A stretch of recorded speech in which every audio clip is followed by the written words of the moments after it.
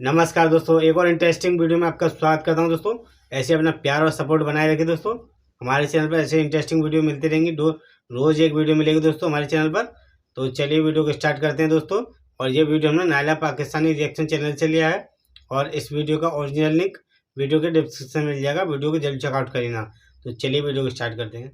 अगर हमारा कश्मीर देखें वो इतने क्राइसिस में है, अगर शारदा पीठ देखें वो 56 शक्ति पीठों में से एक है जिसको सनातनी चाहते हैं कि हम वहाँ पर आए। सर अगर वहाँ पर जैसे करतारपुर कॉरिडोर की तरह हम जो है शारदा पीठ एक कॉरिडोर बना लेते हैं तो उससे बहुत बड़ा बूस्ट मिलेगा पाकिस्तान की इकोनॉमी को।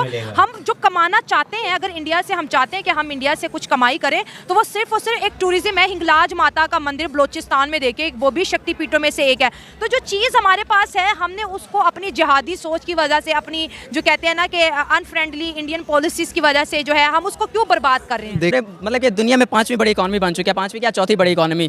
तो यार दम तो है, दम तो है, मोदी की पावर है। एक यूनिटी की भी बात करें, जब तक इंडियन मालदीव जा रहे थे तो मालदीव एक बड़ी स्टेबल इकोनॉमी थी, अच्छा मुल्क चला था। जैसे ही लक्षद्वीप और मालदीव की कंट्रोवर्सी हुई, इंडियंस ने मालदीव को बाइकआउट किया। आज जो है मोहम्मद मुइज़ी जो है वो एक क्राइसिस में जा रहा है, उसकी इकोनॉमी का जो है कहते हैं ना बेड़ा गर्क हो गया, कभी चाइना से मदद मांग रहा है। तो उनकी जो यूनिटी है या उनकी जो एक पावर है वो किसी भी मुल्क को बना भी सकती है और किसी भी मुल्क को गिरा भी सकती है। लेकिन पैसा जो है ना बड़ा कुछ कर सकता है। अच्छा पैसा है मतलब आज पैसे की ना बहुत वर्थ और पावर है। टू बी ऑनेस्ट ओवरऑल देखा जाए, आप कहीं भी चले जाएं पैसे के बगैर कुछ भी नहीं है। ठीक है, उनकी इकोनॉमी स्ट्रॉन्ग है। अभी रिसेंटली सुनने में आया है कि वो पहले 5वें नंबर पे थे और सुनने में अभी आ रहा है कल परसों की ये न्यूज़ है कि भाई वो चौथे नंबर पे आ गए, ग्रेजुअली इंक्रीज कर रहे हैं। तो देखें सबसे ज़्यादा इंडिया की डेवलपमेंट की मेन जो मतलब कि लॉजिक हमें नज़र आता है ना वो इकोनॉमी ही है। अब देखें 72 कंट्रीज़ में उनकी इकोनॉमी जाती है और ये बहुत बड़ी अचीवमेंट है। 72 कंट्रीज़ में आपकी इकोनॉमी यूज़ हो रही है।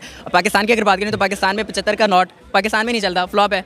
क्यों? मतलब करें 75 कंट्रीज में इंडिया की जो करेंसी यूज होती है 72 कंट्रीज में, लेकिन पाकिस्तान की करेंसी तो इतनी स्ट्रॉन्ग है कि पाकिस्तान का 75 का नोट जो पाकिस्तान में नहीं चलता। सही बात आप खुद अंदाजा लगा लें। लेकिन पाकिस्तान के अंदर एक नैरेटिव बिल्ड किया जाता है कि पाकिस्तान जैसा मर्जी है फिर भी अमीर है और इंडिया के जो लोग हैं वो गरीब है। लेकिन सबसे ज्यादा अगर बात की जाए पड़ोसी मुल्कों में तो जो विजिटर इंडिया से जाते हैं। बिल्कुल ये बात तो की नहीं जाती। ये तो आज से 10 साल पहले की जाती थी जब नरेंद्र मोदी ने इक़्तिदार नहीं संभाला था। जब से नरेंद्र मोदी ने इक़्तिदार संभाला है तब से तो ये स्टेटमेंट टोटली अपोजिट हो गई है। अब पाकिस्तान बहुत ज़्यादा मतलब कि वो पॉवर्टी की तरफ जाता जा रहा है, लेकिन इंडिया जो है उसमें टोटली पॉवर्टी खत्म होती जा रही है। दोस्तों मैं रिपोर्ट पढ़ी थी कि 1.5 से 2% जो है बिलियनियर्स वहाँ पर जी पैदा हो रहे हैं। बिल्कुल ऐसे ही है। देखें उनकी सबसे ज़्यादा उनका वो ना स्मार्ट वर्क करते हैं।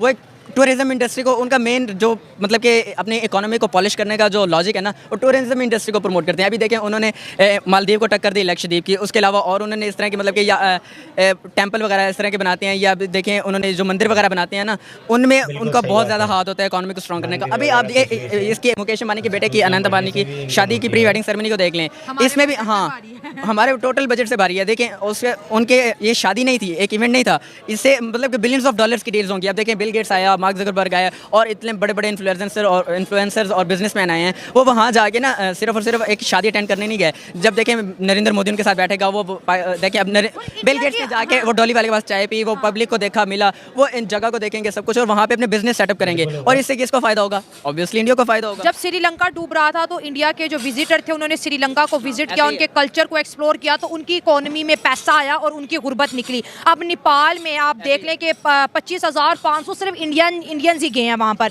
अब पाकिस्तान की बात करें, यहाँ पे भी बहुत से मंदिर है, पुराने मंदिर है, लेकिन जो इंडिया का जो विजिटर है वो पाकिस्तान को चूज़ क्यों नहीं करता? देखें पाकिस्तान के इनके साथ जो अफेयर्स हैं वो फेयर हो जाएं तो फिर तो है। अब देखें मैं नहीं समझता कि ये अफेयर्स ठीक होंगे, या मैं मज़ीद इसके ऊपर डिबेट नहीं करना चाहता क्योंकि ये टॉपिक ही ऐसा है कि ये काफ़ी लंबा हो जाएगा।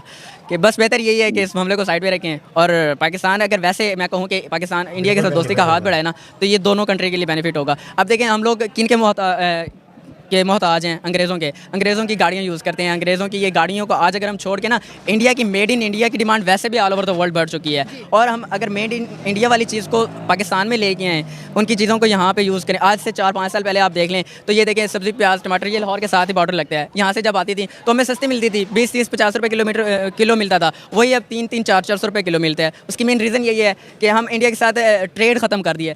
ये ट्रेड सिर्फ और सिर्फ सब्जियों तक नहीं होनी चाहिए, गाड़ियों तक होनी चाहिए, ईच एंड एवरीथिंग की होनी चाहिए। इससे हमारी इकोनॉमी भी स्ट्रॉन्ग होगी, उनकी भी। हम अंग्रेज़ों के तलवे चाटने जब छोड़ देंगे ना तब हम स्ट्रॉन्ग होंगे। सबसे पहले देखा जाए तो किसी भी चीज़ को आगे लेके जाने के लिए मैनेजमेंट जो होती है वो काफ़ी अच्छा किरदार अदा करती है।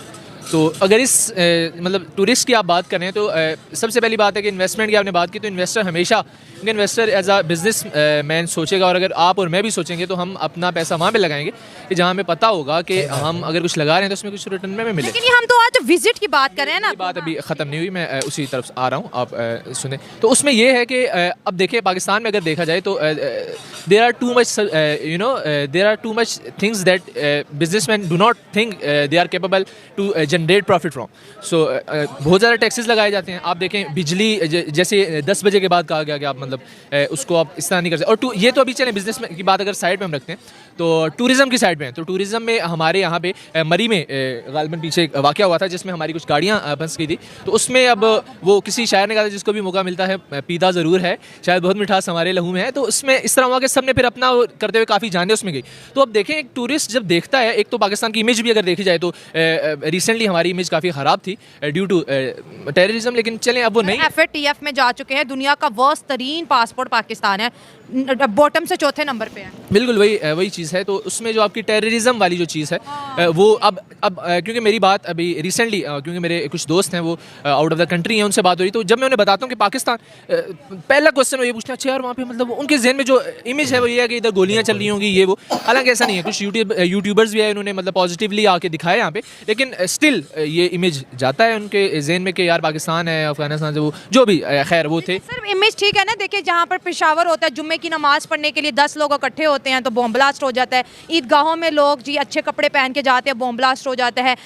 चांद रात वाले दिन लोग अपने फैमिलीज के साथ अपने फंक्शंस को मनाते हैं, बॉम्ब ब्लास्ट हो जाता है। तो जो दुनिया सोचती है तो सर वो भी तो फिर गलत नहीं है ना। बिल्कुल, अगर इसे इस तनासब, लेकिन अगर रिसेंटली की निस्बत कंपैरिजन किया जाए तो कम हुआ है सिर्फ पंजाब में, बस पंजाब में। सर KP के तो डेली ही सुलगता है, बलोचिस्तान आप देखें एक महीने में 86 बॉम्ब ब्लास्ट हुए हैं वहाँ। बिल्कुल ऐसा ही है। तो हम काफ़ी चीज़ों से दूर हैं, ठीक है, और काफ़ी चीज़ों पे हम इम्प्रूव नहीं कर पा रहे। उसका रीज़न ये है कि हमारे पास एजुकेशन सिस्टम है लेकिन उस लेवल का नहीं है, ठीक है। हमारे पास हर चीज़ है लेकिन नेक्स्ट लेवल पे नहीं, क्योंकि इस टाइम जदीद टेक्नोलॉजी चल रही है। जिस तरह आइए जो आर्टिफिशियल इंटेलिजेंस आ गई है, ठीक है। अभी हमारा जो मुल्क है ना उस लेवल पे नहीं है। उसका रीज़न ये है यहाँ पे हमारे यहाँ कोई इन्वेस्ट नहीं करना चाहता, कंपनीज यहाँ पर नहीं आनी चाहती। इससे बड़ी और क्या बात है, यूट्यूब का ऑफिस इंडिया में है, ठीक है, फेसबुक का है इंडिया में, उसके अलावा अमेजोन इंडिया में चल रहा है, उसके बाद माइक्रोसॉफ्ट इंडिया में चल रहा है, ठीक है। किस किस की बात करें यार, डेफिनेटली बिजनेस उन्हें मिल रहा है जिस वजह से वो लोग इस चीज़ को लेकर चाह रहे हैं। और यहाँ पे मैं आपको टोकेंगे की बात है, देखिए इंडिया का जो टूरिस्ट है वो श्रीलंका जा रहा है, मालदीव जा रहा है, नेपाल जा रहा है, भूटान जा रहा है, कनाडा, अमेरिका, हर जगह जाता है। अगर पाकिस्तान की बात की जाए, जैसे आपने कहा कि वो एक रिच कंट्री है, उनके पास बिजनेस है, इस वजह से उनके पास पैसा है तो वो जा सकते हैं आउट ऑफ कंट्री। लेकिन पाकिस्तान में बहुत से पुराने मंदिर है जिसको इंडियन एक्सप्लोर करना चाहते हैं। यहाँ पे अगर सनातन धर्म की संस्कृति की बात करें तो बहुत से मंदिर ऐसे हैं, गुरुद्वारे ऐसे हैं, यानी पाकिस्तान और इंडिया की पार्टीशन से पहले ये हिंदुस्तान ही कहलाता था, वो यहाँ पर आना चाहते हैं। लेकिन क्या वजूहत है कि उनकी प्रायोरिटी पाकिस्तान नहीं बन पा रहा? आना भी चाहते हैं लेकिन आ भी नहीं रही।